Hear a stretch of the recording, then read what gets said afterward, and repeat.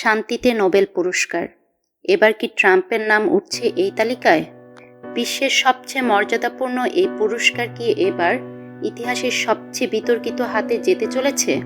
হ্যাঁ, কথা হচ্ছে ডোনাল্ড ট্রাম্পকে নিয়ে, যার নামে মিশে আছে ক্ষমতা, বিতর্ক এবং ক্ষমতাচ্যুত হওয়ার পরও কোটি কোটি মানুষের উল্লাস।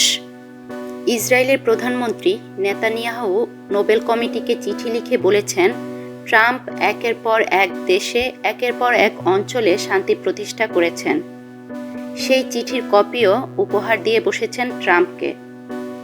এছাড়া পাকিস্তানও গত জুনে ট্রাম্পকে শান্তির পুরস্কারের জন্য সুপারিশ করেছেন, কারণ তাদের মতে ভারত পাকিস্তানের যুদ্ধবিরতি আলোচনায় ট্রাম্পের বড় ভূমিকা ছিল।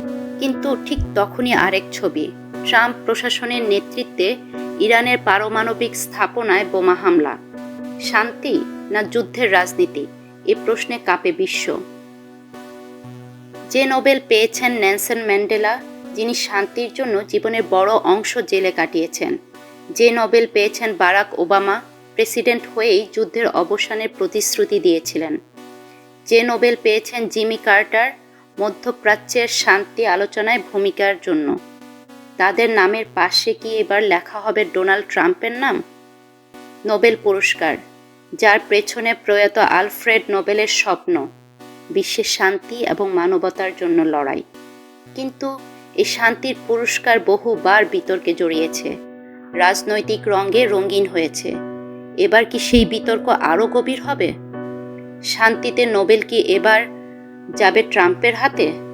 এই সিদ্ধান্ত যদি হয়, তাহলে তা কি শান্তির বিজয়, নাকি ইতিহাসের সবচেয়ে বড় বিতর্ক?